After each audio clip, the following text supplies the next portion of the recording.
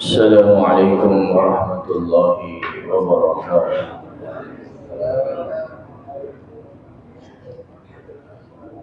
Bismillahirrahmanirrahim. Alhamdulillahi rabbil alamin. Wassalatu wassalamu ala sayyidina Muhammadin wa ala alihi wa sahbihi ajma'in. Subhanaka la ilma lana illa ma 'allamtana innaka antal alimul hakim. Rabbi shrah li sadri wa yassir li amri wahlul 'uqdatam min lisani yafqahu qawli. Allahumma anfa'na bima 'allamtana wa 'allimna ma yanfa'una wa zidna min karamika 'ilman ya rabbal alamin. ولا حول ولا قوة إلا بالله العلي العظيم. Yang saya muliakan Tuan Imam Bilal, pengurusi ahli jawatan Kuala Surau, seterusnya sekalian jemaah, alhamdulillah, syukur kita kepada Allah Subhanahu wa taala. Pagi ini tempat kita sama-sama hadirkan diri kita ke rumah Allah Subhanahu wa taala, tunaikan perintah Allah. Satu, solat subuh berjemaah. Dua, menuntut ilmu. Semoga Allah Subhanahu wa taala terima solat yang telah kita laksanakan. Dan semoga Allah Subhanahu wa taala bagi manfaat kepada kita daripada pengajian pagi ini, insya-Allah. Selawat dan salam buat junjungan besar Nabi Muhammad sallallahu alaihi wasallam, ahli keluarga baginda dan semua sahabat-sahabat baginda. Pedam celik kita dah masuk bulan Zulhijjah, bulan yang ke-12 daripada bulan Hijrah. Bulan 1 Muharram, bulan yang ke-12 Zulhijjah. Bulan yang sangat agung, betapa besar, betapa mulia bulan Zulhijjah ni, sehingga ada hadis yang disabdakan oleh baginda sallallahu alaihi wasallam, ma min ayyamin al-amalu salihu fihinna ahabbu ila Allah, atau kama qala, tidak ada mana-mana hari yang melakukan amal salih padanya lebih Allah kasihi daripada ayyamil ashr, 10 hari awal daripada bulan Zulhijjah. Solat adalah amal soleh, menuntut ilmu adalah amal soleh, zikir tasbihat adalah amal soleh, puasa adalah amal soleh, sedekah adalah amal soleh. Kita dah buat selalu dah, dah buat hari-hari dah. Tapi nilai amal soleh yang kita buat di 10 awal bulan Zulhijjah ni sangat-sangatlah besar. Ganjarannya di sisi Allah, sehingga sahabat tanya Nabi, walal jihad fi sabilillah, betapa besar fadilat 10 awal daripada bulan Zulhijjah. Tak boleh ditandingi oleh jihad. Jihad memang besar kedudukannya di sisi Allah. Nabi kata jihad pun tak boleh menandingi, menyaingi pahala ibadat, amal saleh, ketaatan, kebajikan yang dilakukan 10 awal daripada bulan Zulhijjah. Kecuali Nabi kata orang yang keluar dengan dirinya dan hartanya, dan tidak membawa pulang apa-apa, syahid terus di jalan Allah, barulah ia boleh menandingi, menyaingi amal soleh pada 10 awal daripada bulan Zulhijjah. Kira tu marilah sama-sama kita tingkatkan amal. Dah buat amal dah, tapi bila masuk 10 awal bulan Zulhijjah ni, kita tingkatkan lagi amal. Kita perkemaskan lagi amal-amal kita, bukan sekadar sah, tapi diterima oleh Allah Subhanahu wa ta'ala. Ulama kata, sebagaimana orang mungkin orang kata, bukankah bulan Ramadan 10 hari terakhir merupakan waktu dan juga tempat yang paling utama kita beramal, tingkatkan amal, perbanyakkan amal. Ramadan. Ulama kata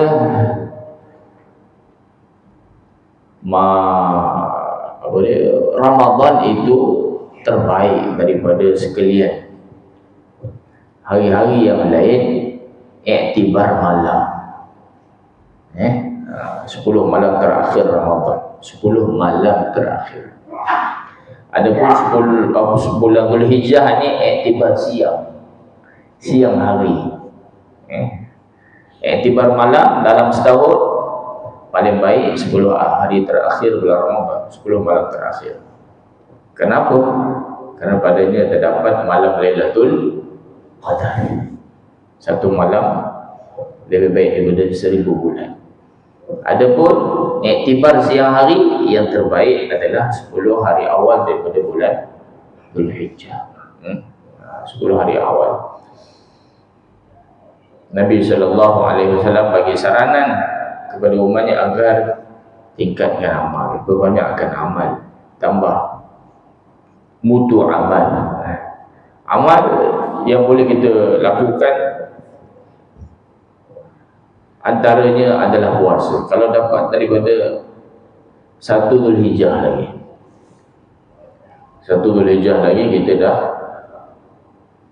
mula puasa. Tak dapat 9 hari, paling kurang tanggal 9 Zulhijjah, hari Arafah. Nabi kata orang yang puasa pada hari Arafah, Allah Ta'ala akan ampun dosa dia, bukan setahun, 2 tahun. 2 tahun punya dosa diampun oleh Allah Subhanahu wa Ta'ala. Setahun yang lalu dan juga setahun yang akan datang. Tak buat dosa lagi, macam mana nak ampun setahun yang akan datang? Ulama kata Allah jamin dia tidak akan melakukan dosa di tahun yang akan datang. Kalau terbuat pun diampunkan, dimaafkan oleh Allah Subhanahu wa Ta'ala. Itu fadilat puasa pada hari Arafah. 10 awal daripada bulan Zulhijjah ni puasa siang hari. Malam bukan waktu untuk puasa, puasa siang hari. Perkara yang besar lagi yang berlaku pada 10 Zulhijjah ni adalah ibadat haji lah. Sangat besar, rukun Islam yang kelima. Siapa yang ada kemampuan, berusahalah untuk sempurnakan tuntutan ibadah haji ni. Walillahi 'alan nasi hajjul baiti man istata'a ilaihi sabila. Kerana Allah wajib atas manusia pergi menunaikan haji di Baitullah. Tak, kalau nak ikutkan giliran lambat lagi, kumpullah duit lebih sikit, bayar lebih sikit, supaya tuntutan fardu ain atas diri kita ni untuk menunaikan haji terlepas. Apa lagi yang dibuat di 10 Zulhijjah ini, iaitu ibadah Quran. ibadah korban. Pahala korban tak sama macam pahala sembelih biasa. Lalu dagingnya kita agihkan kepada fakir miskin, sahabat handai, jiran tetangga. Sembelih lembu, panggil orang datang makan gulai, dapat pahala besar. Tapi kalau kita buat korban yang waktunya setahun, hanya di bulan Zulhijjah, tanggal 10, 11, 12 dan juga 13, 4 hari. Ini sahaja waktu untuk korban. Orang yang dapat melaksanakan ibadah korban, Masya Allah, dia akan memperolehi ganjaran yang sangat besar. Ganjaran yang sangat besar ibadah korban. Nabi SAW melakukan ibadah korban saban tahun, bukan seekor, bukan satu bahagian, 100 ekor, 100 ekor unta Nabi telah korbankan. Nabi sembelih sendiri 60 ekor lebih, bakinya disempurnakan oleh menantu dia Ali bin Abi Thalib radhiyallahu anhu, 100 ekor unta. Jadi kita yang ada lebihan harta untuk siang hari raya dan juga malam hari, untuk malam hari raya dan juga siang hari raya, ada lebihan harta untuk kita dan juga orang yang kita tanggung, dan lebihan tu cukup untuk buat ibadah korban. Satu bahagian berapa? 900, 800, Masya Allah, murah. 800, ada tempat 900, Citylink 900, 860, 900. Ada lebihan, kata lebihan tu kata cukup satu bahagian ibadah korban. Kalau dia tak melakukan ibadah korban, makruh, sunat kifayah, maknanya dalam satu keluarga satu orang dituntut melakukan ibadah korban. Satu keluarga ada ayah, ada mak, ada anak-anak. Kalau ayah lakukan ibadah korban, tuntutan untuk melakukan ibadah korban bagi ahli rumah yang lain terlebih. Kalau dah tak ada seorang pun yang lakukan ibadah korban, semuanya dihukumkan sebagai apa? Makruh. Sebab korban ni bagi orang yang mampu, sunat muakkadah, sunat muakkadah. Tapi kalau lah kita tidak ada lebihan harta, dengan sebab kita melakukan menyertai ibadah korban, tak ada nafkah untuk kita ataupun orang yang kita tanggung, berdosa, haram. Dituntut ni bagi orang yang ada lebihan harta. Ini semoga Allah Ta'ala bagi taufik untuk sama-sama kita perbanyakkan amal saleh sebagai bekal untuk kita bertemu dengannya. Bila kita nak bertemu, kita tak tahu, mungkin hari ini, mungkin esok. Besar tuan-tuan boleh amal yang kita buat sebelum kita mati. Kita tengok orang yang hampir dah meninggal dunia, orang yang dalam keadaan nazak, kita tak tahu, tapi Allah Ta'ala tahu apa keinginan dia, sehingga Allah Ta'ala cerita dalam Al-Quran. Idza jaa ahadakumul maut, bila datang kematian, qala rabbirji'uni, itu untuk orang yang dah mati. Tolong kembalikan, farji'u, kembalikan aku semula. Qala rabbirji'un, kembalikan aku semula ke dunia. Nak buat apa? Nak jumpa anak isteri, nak jumpa sahabat handai, nak settlekan urusan kerja yang tak selesai, bukan? La'alli a'malu salihan fima tarak, semoga aku dapat buat amal salih yang dulu masa hidup aku tak buat. Ini keinginan orang yang dah mati. Keinginan dia apa dia? Nak buat amal salih, kerana dia nampak manfaat, faedah daripada amal salih yang dilakukan. Jadi kalau dah mati, tak ada peluang untuk buat amal salih sebelum mati. Kata rebut peluang ni. Setiap orang Allah bagi peluang sekali hidup. Tak ada orang yang mati hidup balik. Macam mati hidup balik adalah koma. Lama koma. Lepas tu alhamdulillah boleh. Tukar mati. Tapi dah mati kena hidup balik tak ada. Antara amal soleh yang paling memberi manfaat apa dia? Sedekah. Laula akhartani ila ajalin qarib, kalaulah kau lewatkan sikit waktu kematian aku, nak buat apa? Minta tangguh sekejap. Malaikat maut dah datang nak cabut nyawa, dia minta tangguh kejap je. Nak buat apa? Fa'as-saddaqah, nak buat sedekah. Nak buat sedekah. Fa'as-saddaqah, aku dan Nabi Nasrani, semoga aku tergolong di kalangan orang-orang yang soleh. Dia nampak manfaat yang sangat besar daripada amal sedekah.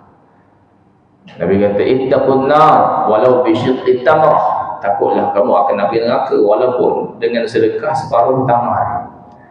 Ikut kemampuan lah. Orang yang hanya ada separuh tamar, dia sedekahlah separuh tamar.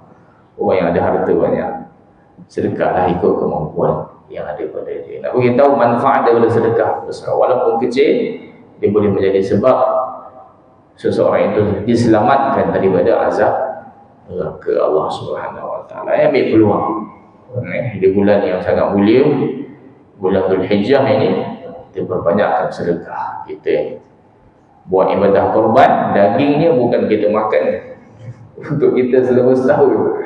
Dagingnya kita ambil sedikit, bakinya kita sedekahkan, hadiahkan kepada orang lain. Kenapa? Apa yang kita sedekahkan, apa yang kita bagi ke orang, itu sebenarnya untuk kegunaan kita di hari akhirat. Apa yang kita makan, habis, tak ada apa. Nabi SAW satu masa sembelih kambing. Nabi beritahu kat isteri Nabi, tolong bahagikan daging kambing ni pada jiran tetangga, pada orang fakir miskin. Bagikan. Kemudian waktu petang Nabi balik, tanya isteri Nabi, ada lagi tak bahagian daripada kambing yang kita sembelih bagi tadi? Isteri Nabi tahu Nabi suka kambing. Bahagian yang paling Nabi suka kaki depan. Kerana itu disimpan kaki depan kambing untuk hidangan Nabi, suami dia. Yang lain semua dia sedekah. Jadi isteri Nabi beritahu, bila Nabi tanya ada lagi tak, kita habis dah bagi ke orang, kecuali kaki kambing yang orang suka. Oh, Nabi kata tidak, semua ada, kaki tak ada. Aisyah kata semua dah habis kecuali kaki. Nabi kata tak, semua ada kecuali kaki tak. Apa yang kita sedekahkan itulah untuk kita. Sedekahkan semua ada. Kaki tak sedekah, kaki tu je yang tak ada.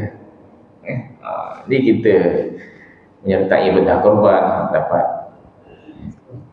daging 4 kilo, 5 kilo, kita ambil sikit untuk kegunaan kita, ahli keluarga. Bakinya terbaiklah, bakinya kita hadiahkan, sedekahkan kepada orang. Hadiah kepada orang yang orang yang ada kemampuan, orang kaya, sahabat anda, itu kita hadiah. Sedekah untuk fakir miskin, itu yang terbaik lah. Nabi 100 ekor unta Nabi korban. Nabi kata ke Hadrat Ali, ambil pada setiap unta tu sedikit daging buat sup Nabi makan. Yang lain semua Nabi ambil sikit. Kalau kita mampu tiru, Masya Allah. Kalau tak, kata ulama, bahagi 3. Satu untuk kita makan dengan keluarga, satu lagi bagi kepada jiran tangga, sahabat anda, 1/3 lagi bagi kepada fakir miskin. Nak ambil semua boleh ke? Tak, bila kita korban mesti ada sebahagian, walaupun setengah kati, untuk dibagi kepada fakir miskin. Semoga kita akan dapat manfaatnya pada hari yang mana yauma la yanfa'u malun wala banun, hari yang mana harta dan juga anak bina tak boleh bagi manfaat. Hari bila tu? Hari kiamat. Dia hanya perkara yang boleh bagi manfaat, tolong kita, adalah amal soleh yang kita buat sebelum kita mati. Baik, itu sikit mukadimah untuk kuliah kita pagi ni. Baik, kita akan sambung pengajian kitab Al-Fiqh Manhaji. Tajuk membuat pilihan yang khiyar dalam jual beli. Bila kita melakukan akad jual beli, kadang-kadang apa? Kita tak jadi nak beli. Padahal akad dah buat. Aku jual ni, kata penjual. Pembeli kata, ya aku beli. Tiba-tiba berubah fikiran. Sama ada yang berubah fikiran tu penjual, tak jadilah nak jual, sayang. Ataupun pembeli, tak jadilah nak beli. Boleh ke? Batalkan? Boleh. Itu dipanggil. Masih, walaupun akad jual beli telah dilakukan, masih ada khiyar. Masih ada pilihan bagi orang yang melakukan akad, sama ada nak teruskan jual beli itu ataupun nak batalkan. Baik, kata pengarang rahimahullahu ta'ala wa nafa'ana wa iyyakum bi'ulumihi fid darain, menjadi dasar dalam kontrak jual beli. Kontrak dianggap sah serta merta jika segala rukun dan syarat jual beli telah dipenuhi. Adanya orang yang menjual, adanya orang yang membeli, adanya barang yang dijadikan sebagai barang jualan, adanya bayaran dijadikan sebagai bayaran kepada barang yang dibeli. Barang yang dijual adalah barang yang dibenarkan oleh syarak. Barang yang dijadikan sebagai bayarannya juga adalah barang yang dibenarkan oleh syarak. Adanya lafaz ijab, adanya lafaz qabul. Bila rukun dan juga syarat jual beli telah dipenuhi, maka akad jual beli telah sah secara serta merta. Aku jual, aku beli, terus sah.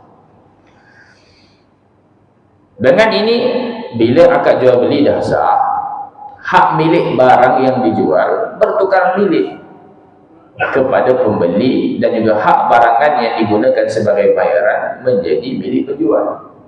Barang yang dijual menjadi milik pembeli, duit yang digunakan oleh pembeli untuk beli barang itu telah menjadi milik penjual.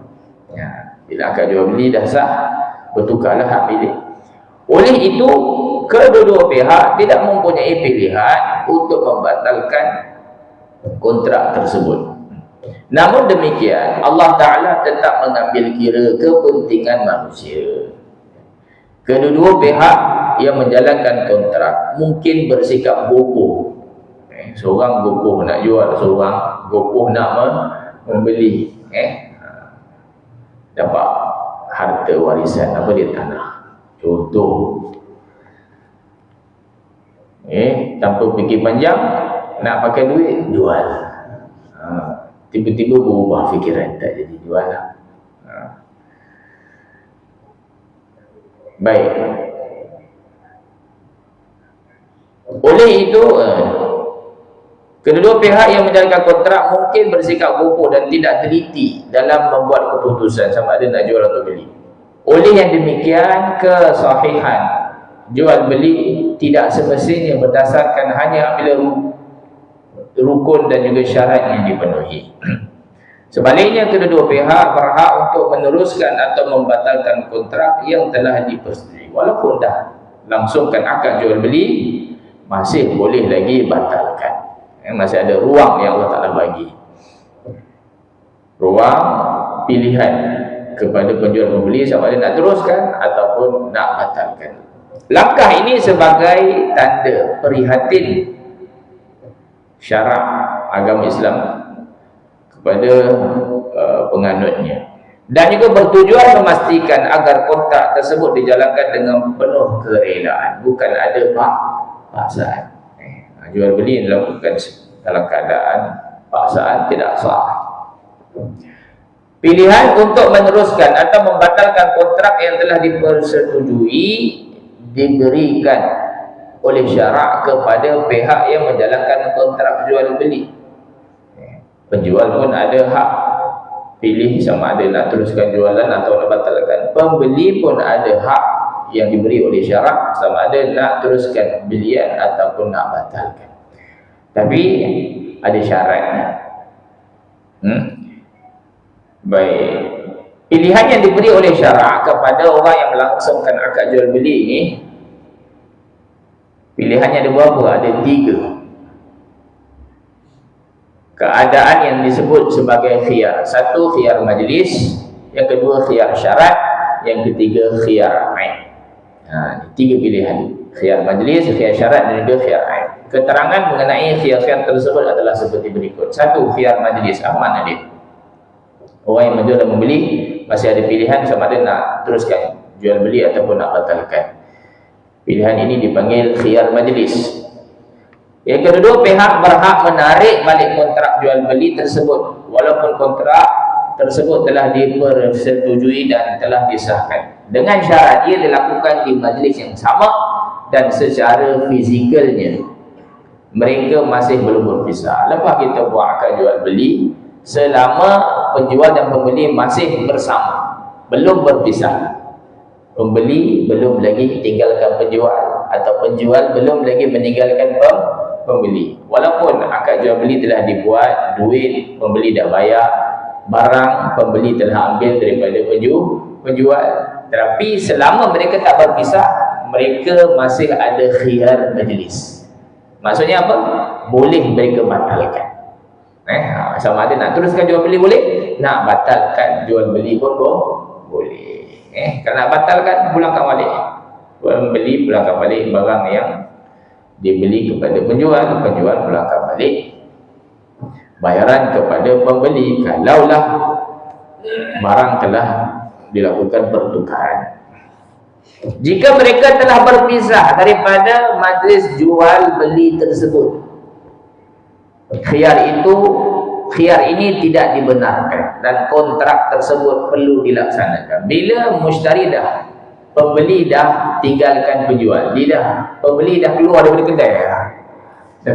kedai, dah tinggalkan penjual, walaupun tak jauh, jual beli berlaku dalam kedai, kemudian pembeli keluar saja daripada kedai, terus khiyar majlis dah habis. Maknanya dah tak boleh nak batalkan. Bayaran yang dibuat oleh pembeli dah jadi milik penjual. Barang yang diambil oleh pembeli dah jadi milik pembeli dah. Tak boleh nak batal bila mereka dah berpisah. Kalau jual beli berlaku dalam kedai, biasanya dalam kedai lah. Ada setengah barang jual beli berlaku kat dalam rumah. Kalau rumah kecil, salah seorang keluar daripada rumah, khiyar majlis habis. Kalau rumah besar dalam bangunan, keluar daripada satu ruang ke ruang lain, habis. Khiyar majlis dah habis. Keluar daripada satu ruang kepada ruang yang lain, menyebabkan khiyar majlis telah pun habis. Baik.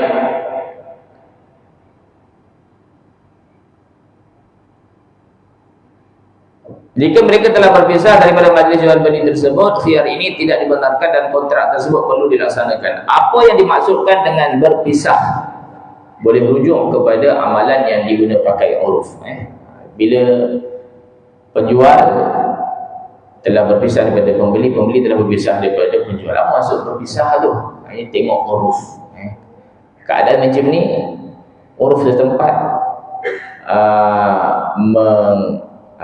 mengguna pakai sebagai berpisah ataupun tidak. Kalau uruf sempat kata kalau macam ni keadaannya dah kira berpisah, maka dah tak boleh nak batalkan akad jual beli. Kalau uruf kata kalau keadaan macam ni masih lagi dikira belum berpisah, maka masih ada khiyar majlis. Bagi kontrak yang dimeterai di dalam sebuah rumah yang besar, sekiranya salah satu pihak keluar dari bilik ke halaman rumah, maknanya berpindah ruang, atau sebaliknya mereka dianggap telah berpisah. Jika mereka berada di dalam rumah yang kecil, perpisahan dianggap berlaku apabila salah satu pihak keluar daripada rumah tersebut. Ini adat kata iktibar berpisah tak berpisah macam ni. Kalau rumah besar berpindah ruang dah dianggap berpisah. Kalau rumah kecil, salah seorang keluar daripada rumah, maka mereka telah dianggap berpisah. Jika mereka berada di pasar atau kawasan lapang atau di atas kapal atau sebagainya, perpisahan dianggap berlaku bila salah satu pihak berpusing ke belakang dan melangkah beberapa tapak.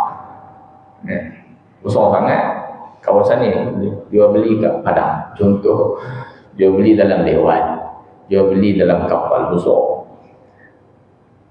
Jadi satu ruang itu, tapi ruangnya besar. Perpisahan itu dianggap berlaku bila penjual telah membelakangkan pembeli telah membelakangkan penjual dan berjalan beberapa langkah, 3-4 langkah. Maka dianggap mereka telah berpisah. Bila telah berpisah, khiyar majlis telah pun luput. Akad yang telah mereka lakukan sebelum tu tak boleh dibatalkan dah. Sekiranya mereka berdua keluar bersama-sama atau berjalan bersama-sama, majlis tersebut masih berterusan dan mereka masih berhak menuntut khiyar. Buat akad jual beli dekat ofis, kemudian sama-sama keluar dari ofis pergi minum kat kedai kopi. Jual beli dibuat dalam ofis, dalam pejabat, tapi belum berlaku perpisahan. Sebab apa? Mereka bersama. Kejual kan, aku beli, okey, beres. Kemudian mereka keluar sama-sama pergi kedai kopi, jauh daripada ofis pergi kedai kopi.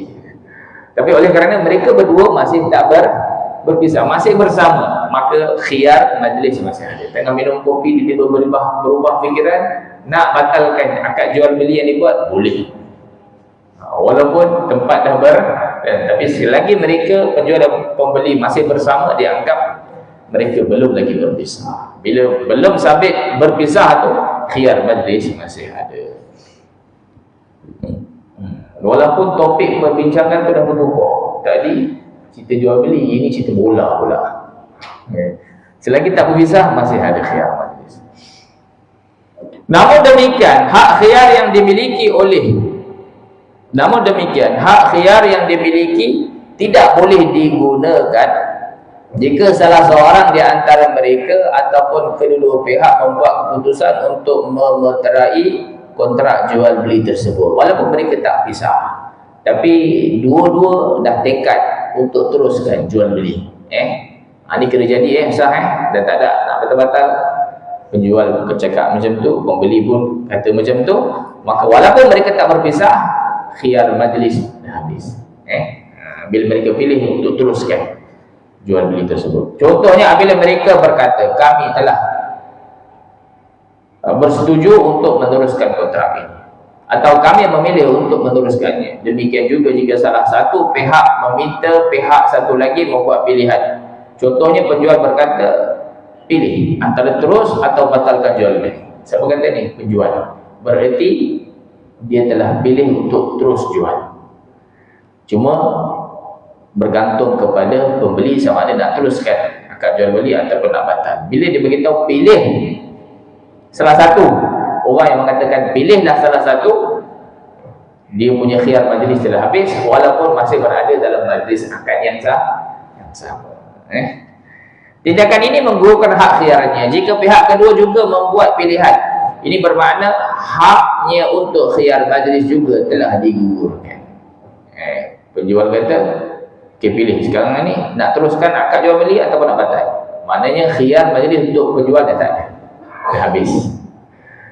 Pembeli pula kata, ya aku telah pilih untuk teruskan jual beli ni, maka khiyar majlis untuk pembeli pun habis walaupun mereka berada dalam majlis yang sama. Baik. Jika hanya satu pihak sahaja membuat pilihan, hak menuntut khiyar hanya gugur daripada pihak tersebut dan pihak kedua masih berhak menuntut khiyar.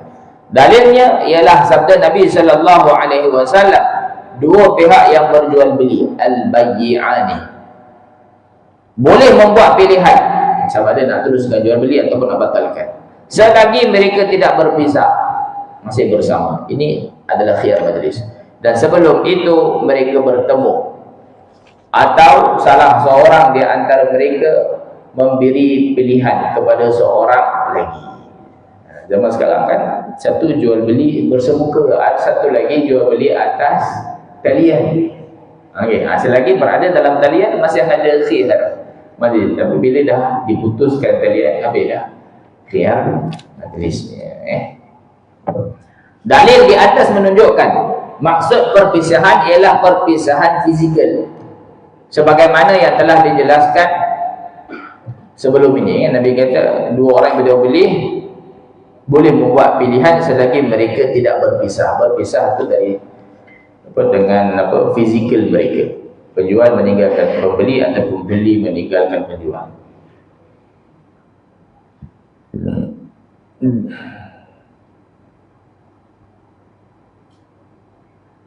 Sebagaimana yang telah dijelaskan sebelum ini, Ibnu Umar, sampai Ibnu Umar anak kepada Umar bin Khattab, iaitu Abdullah bin Umar radhiyallahu anhu, telah menafsirkan hadis ini melalui perbuatannya, kerana beliau adalah periwayat hadis ini. Hadis al-bayyi'ani bil khiyar ma lam yatafarraqa diriwayatkan oleh sahabat yang namanya Abdullah bin Umar.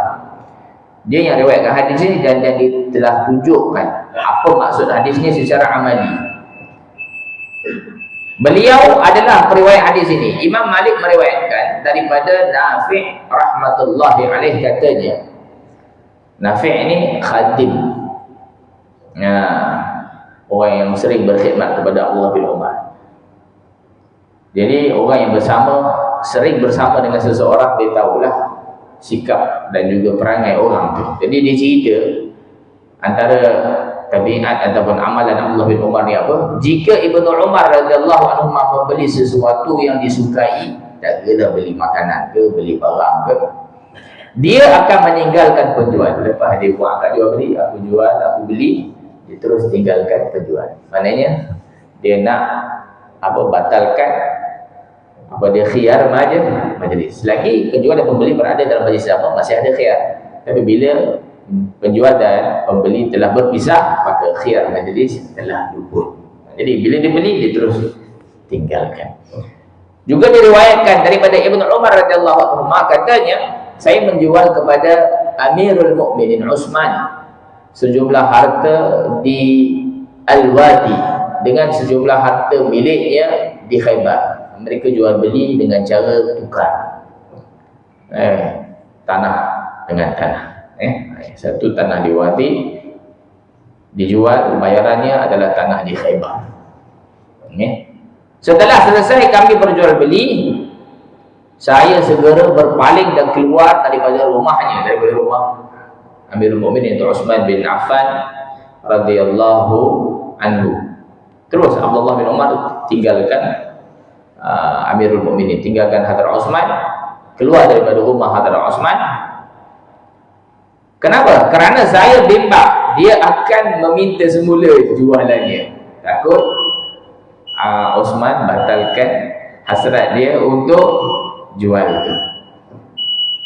Menurut sunnah, dua orang yang berjual beli boleh membuat pilihan sehinggalah mereka berpisah. Kata Abdullah bin Umar, hadis menyatakan dua orang yang melakukan jual beli masih ada khiyar selama mereka belum berpisah. Karena itu, untuk hilangkan pilihan itu, khiyar itu, Abdullah bin Umar telah berpisah, telah tinggalkan penjual untuk memansuhkan, untuk membatalkan, untuk menghilangkan khiyar majlis.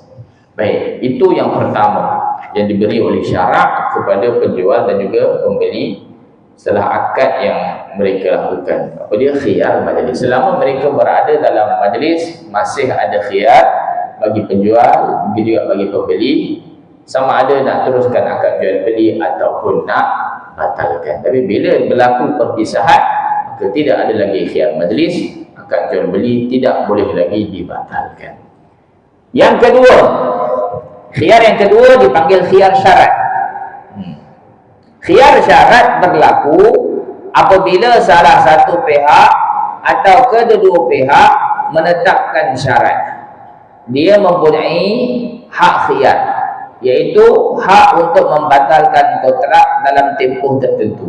Jual beli dah buat, tapi penjual kata, bagi aku tempoh 2 hari lah untuk berfikir sama ada nak teruskan jual beli ni ataupun nak batalkan. batal. Kata penjual ataupun pembeli kata, bagi aku tempoh 3 hari. Sama ada aku nak terus beli ataupun aku nak batalkan jual beli yang telah kita lakukan. Ini dipanggil khiyar syarat. Syarat ini boleh ditetapkan sama ada dalam majlis, sama ada semasa akad jual beli itu berlaku ataupun setelah akad jual beli berlaku tapi sebelum mereka berpisah. Sebelum penjual meninggalkan pembeli, sebelum pembeli meninggalkan penjual, kalau mereka nak letakkan syarat khiyar, maka hendaklah dilakukan waktu itu. Syarat ini boleh dinyatakan ketika memeterai kontrak ataupun selepas daripada itu, tetapi mestilah sebelum mereka berpisah dari majlis tersebut, sebelum pisah. Kalau dah berpisah, dah tak boleh dah. Dah balik rumah dah. Penjual dah balik rumah, ada balik rumah, dia telefon balik. Bagi aku telefon dulu lah. Tak boleh lah. Sebab dah berlaku berpisah. Nak letak syarat, kena dalam majlis. Khiyar ini dinamakan khiyar syarat kerana pihak yang terlibat meletakkan syarat tertentu. Khiyar iaitu syarat untuk teruskan jual beli. Akan ditentukan selepas beberapa masa. Khiyar ini perlu memenuhi beberapa syarat berikut. Satu, mestilah terhad kepada tempoh tertentu. Mesti ada tempoh yang ditetapkan. Bagi aku tempoh sekian-sekian hari untuk aku fikir nak teruskan ataupun nak batalkan akad jual beli. Tempoh tu mesti ditentukan. Jika mereka berkata saya berhak menuntut khiyar tanpa dihadkan pada tempoh tertentu, bila-bila aku nak batalkan, aku boleh batalkan. Penjual kata kat pembeli, ni aku jual kereta ni kat kamu. Pembeli kata ya aku beli.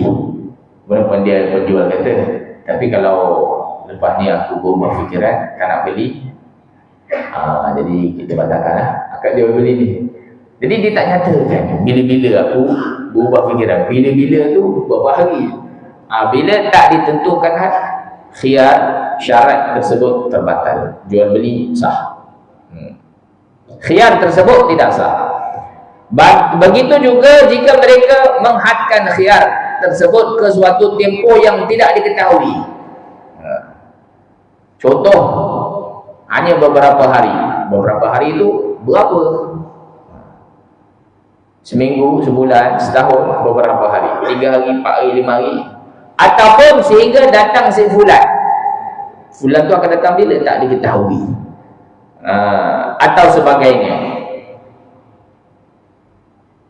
Pendapat yang sahih menyatakan dalam keadaan ini jual beli tersebut terbatal kerana wujud unsur risiko dan ketidakjelasan. Jadi bila diletak syarat khiyar dengan tempoh yang tidak maklum, tempoh yang tidak diketahui, maka akad jual beli terus terbatal. Bukan syarat tu saja tidak sah, akad tu. Maknanya barang tadi kembali menjadi milik penjual dan bayaran yang telah dibuat kembali menjadi milik pembeli. Disebabkan tidak cukup, tidak memenuhi syarat. Baik, syarat yang ketiga, tempoh yang ditetapkan tidak boleh melebihi 3 hari. Kerana letak khiyar syarat, paling lama 3 hari. Paling lama 3 hari, tak boleh lebih dari 3 hari. Bagi aku tempoh sehari boleh, 2 hari boleh, 3 hari boleh, 4 hari tak boleh. Kalau letak 4 hari, batal. Syarat tu batal.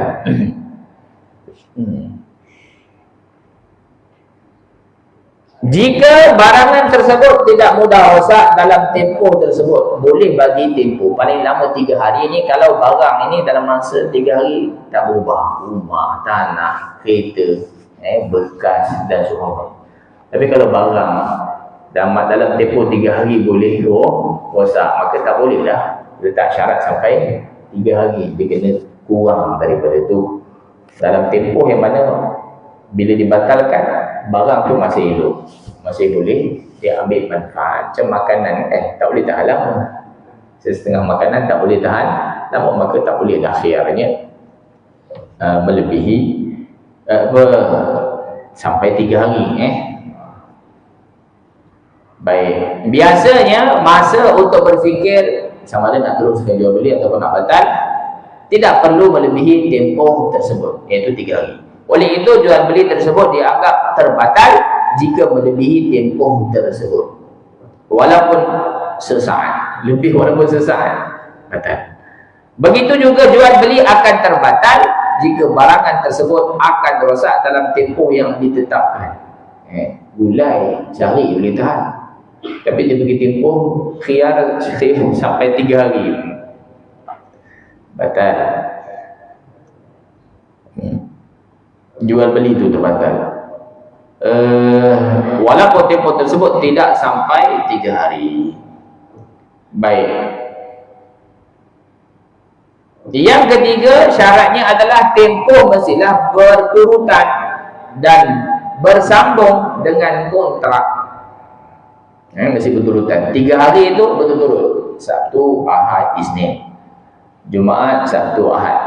Tak boleh 3 hari tapi harinya hari Isnin, hari Rabu dan juga hari Khamis. Itu dah jadi lebih daripada 3 hari. 3 hari itu mesti berturut-turut. 3 hari itu mesti daripada akad itu dibuat. Bukan 3 hari mula minggu depan tempoh syarat 3 hari ini mula minggu depan, tak boleh. Dia kena spontan daripada akad itu dibuat dan 3 hari ke depan. Jika disyaratkan khiyar tersebut bermula selepas mereka berpisah atau ditetapkan pada hari-hari tertentu yang tidak berturutan atau tempoh khiyar tidak bermula sebaik sahaja kontrak dimeterai, jual beli tersebut tidak sah dan kontrak tersebut terbatal. Sebabnya mereka meletakkan syarat yang tidak sesuai dan tidak diterima oleh syarak. Dalil pendapat ini ialah hadis Hibban bin Munqidh radhiyallahu anhu. Suatu ketika dia mengadu kepada Rasulullah SAW bahawa dia telah ditipu ketika jual beli. Ada penjual yang ditipu oleh pembeli. Lantas Nabi SAW bersabda kepadanya, jika engkau berjual beli, katakanlah tidak boleh ada penipuan. Dalam riwayat lain disebutkan, saya berhak menuntut khiyar dalam tempoh 3 hari. Menurut ulama, hadis ini jelas membenarkan Hibban radhiyallahu anhu membuat khiyar 3 hari, sama ada sebagai penjual maupun sebagai pembeli. Tidak ada sebarang dalil yang menunjukkan kebenaran ini hanya diberikan kepada beliau, iaitu sahabat tadi yang namanya Hibban sahaja. Walaupun hak ini dinyatakan kerana kes yang membabitkan beliau. Nabi kata khiyar dalam tempoh 3 hari kepada Hibban ini atas masalah yang Hibban cerita kat Nabi. Nabi beritahu khiyar dalam tempoh 3 hari kepada Hibban sebenarnya bukan terpakai untuk Hibban sahaja, bahkan untuk semua penjual, semua pembeli pada zaman itu dan seterusnya sehingga ke hari kiamat.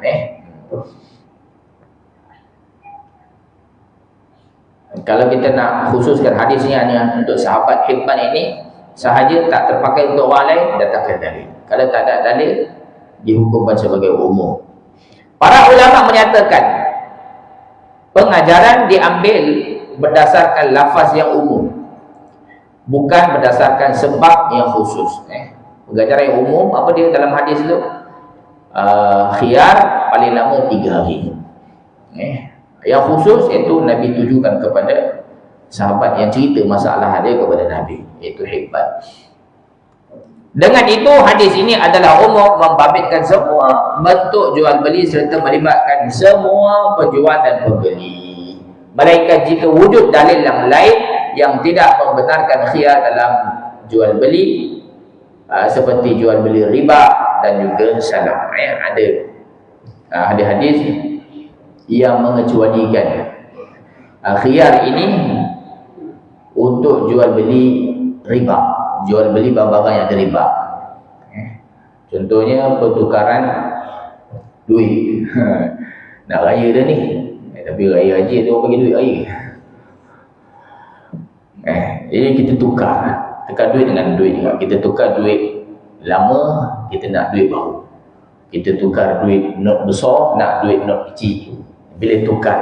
Duit ni adalah apa dia, ada barang ribawi kan. Mata wang adalah barang ribawi. Jadi bila tukar, dia mesti dalam majlis dan tidak boleh ada khiyar. Tidak boleh ada khiyar. Tukar beras dengan beras, tukar gandum dengan gandum. Jadi beras, gandum ni perkara yang ribawi. Jadi dia tidak boleh ada khiyar. Ini memang dah dikecualikan dalam hadis yang lain. Begitu juga baik salam. Kes ini akan dijelaskan nantilah bila sampai bab ribawi, kita akan cerita tentangnya. Begitu juga bila sampai jual beli salam, kita akan bahaskan perkara ini. Habis berkenaan dengan khiyar syarat. Kemudian mensyaratkan khiyar untuk orang lain.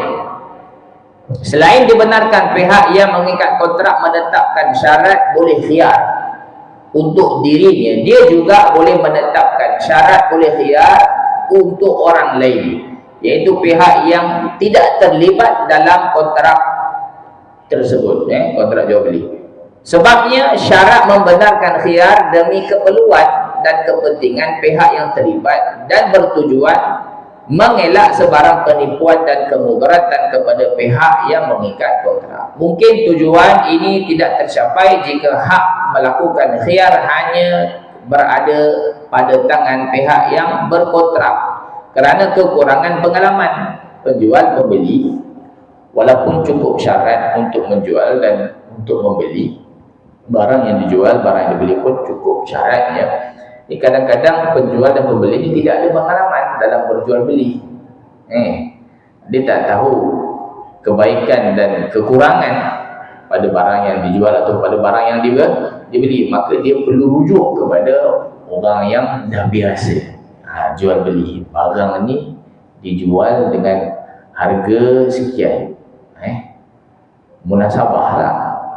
Dia tak pernah biasa buat jual beli, tak tahu pula harga pasaran. Tiba-tiba barang yang dijual tu terlalu murah, ataupun pembeli beli dengan harga terlalu mahal. Dia ingatkan okey dah harga tu, tapi bila dia rujuk orang yang biasa buat akad jual beli, rupanya ini terlalu mahal, ataupun jualan ni terlalu murah. Kerana tu boleh letak syarat khiyar itu kepada pihak yang ketiga, supaya tak berlaku kerugian pada mana-mana pihak yang melakukan akad jual beli. Baik, sebetulnya dalam keadaan ini hak khiyar dimiliki oleh orang yang diberikan hak tersebut, iaitu pihak ketiga. Ia tidak lagi dimiliki oleh pihak yang memberikan hak tersebut, iaitu pihak yang mengikat kontrak.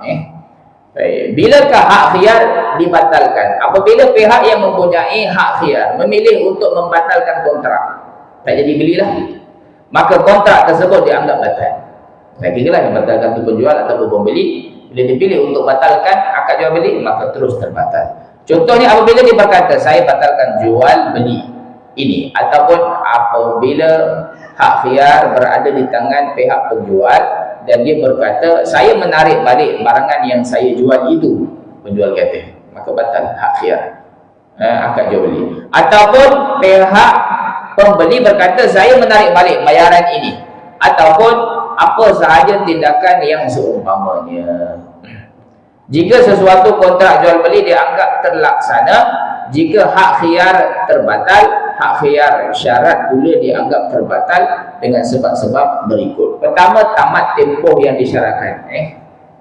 Bagi aku tempoh 2 hari, nak fikir sama ada nak teruskan jual beli ataupun nak batalkan. Bila berlalunya 2 hari, walaupun tak ada apa-apa berita, habis tempoh yang telah ditetapkan, habislah, terbatallah khiyar syarat.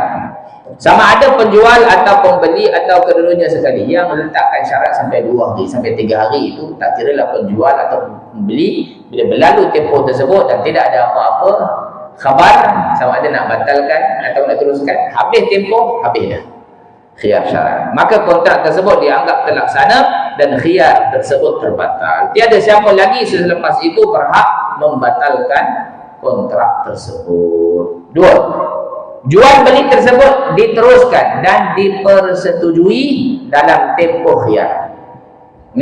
Bila mereka berdua pilih untuk teruskan akad jual beli dan tak nak apa-apa khiyar, walaupun mereka masih berada dalam majlis, maka khiyar untuk mereka telah habis. Contohnya, pemegang hak khiyar berkata, saya setuju dengan akad jual beli ini, ataupun saya bersetuju untuk meneruskannya, ataupun saya memilih untuk menjual, ataupun pembeli kata saya memilih untuk membeli, maka hak khiyar bagi mereka telah pun terbatal.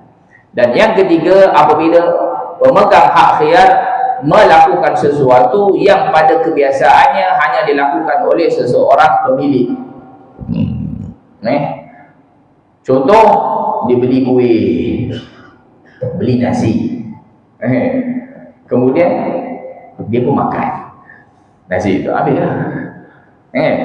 Orang yang boleh makan sesuatu adalah orang yang menjadi pemilik kepada sesuatu itu. Bila dia beli, masih lagi duduk depan penjual, dia terus makan, berarti dia pilih untuk apa?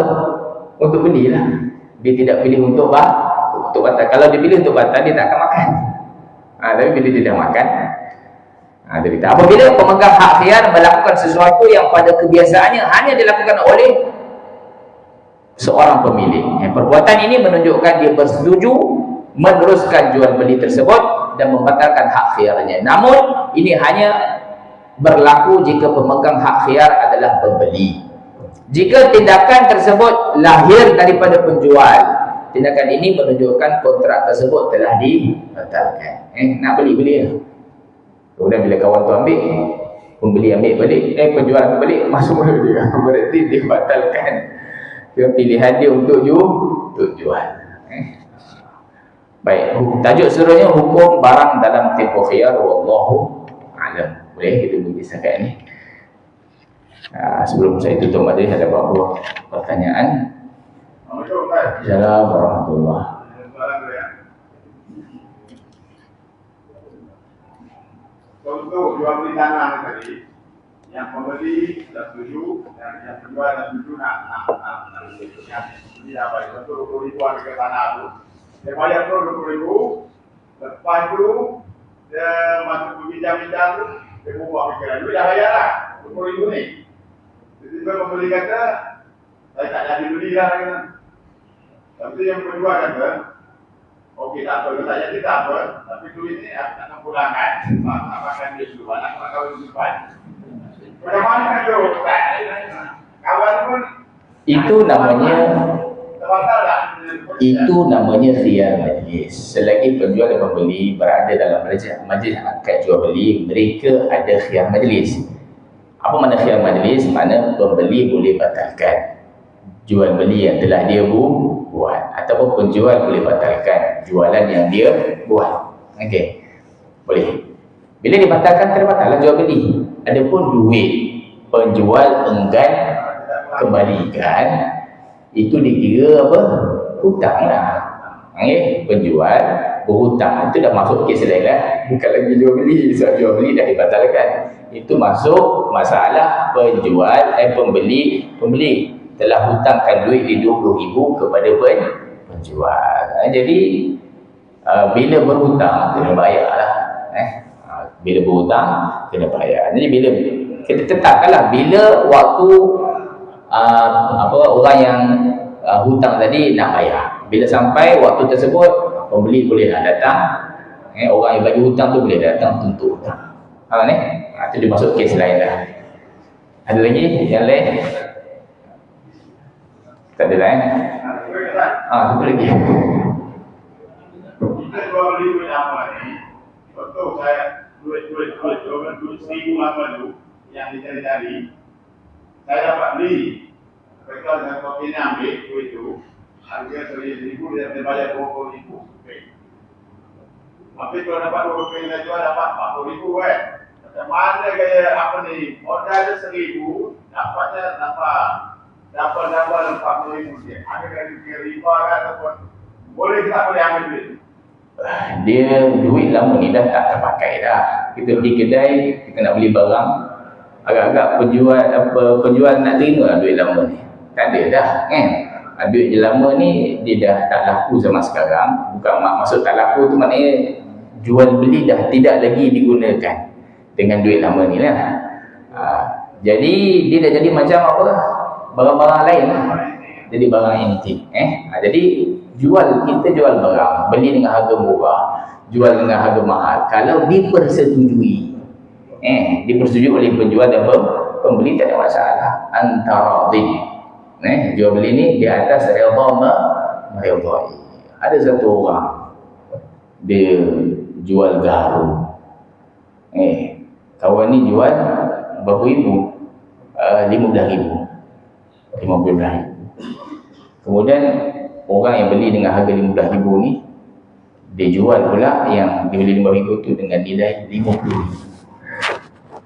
Dia jual kan? Satu orang yang kaya dengan nilai 50,000, itu tak ada masalah. Kawan ni dapat 15,000, yang dia dapat 50,000. Antara bila ada redha meredai, penjual, pembeli sanggup beli dengan harga tersebut, insya-Allah. Kita tengok barang kan, tengok Shopee pun, kalau beli dengan ni harga dia mahal, ada setengah penjual dia jual dengan harga murah. Tak kisah dengan siapa kita nak beli, kalau kita sanggup bayar dengan harga yang mahal. Baik, ada makanan yang jual dengan harga RM2, ada setengah makanan yang sama dia jual dengan harga RM15. Tak masalah. Dan pembeli sanggup beli dengan harga tersebut. Antara wallahu a'lam. Apa yang baik daripada Allah Ta'ala, yang tak baik itu adalah daripada kelemahan diri saya sendiri. Semoga ampun dan maaf. Ada lagi? Kita hari raya haji di Malaysia hari Sabtu. Jadi 9 Zulhijjah tu jatuh hari apa? Agak tahu hari Khamis. Itu kena tanya. Kita tunggu pengisytiharan siapa mohon dia raja. Bila mereka isytihar, insya-Allah kita ikut. Kita ikut kepala. Ni kepala kata hari Sabtu, kita pun hari Sabtu lah. Kalau dia kata hari Ahad, kita ikut hari Ahad lah. Kita jangan buat kekecohan. Isytihar sendiri, hari Isnin raya. Jadi kita ikut kepala kata hari Sabtu, kepala kata hari Isnin, hari Ahad, wallahu a'lam. Apa yang baik daripada Allah Ta'ala, yang tak baik daripada kelemahan dia saya sendiri. Semoga ampun dan maaf. Kita tutup majlis kita pagi ini dengan tasbih kafarah. Subhanakallahumma wa bihamdika, asyhadu an la ilaha illa anta, astaghfiruka wa atubu ilaika. Billahi taufiq wal hidayah. Wassalamualaikum warahmatullahi wabarakatuh.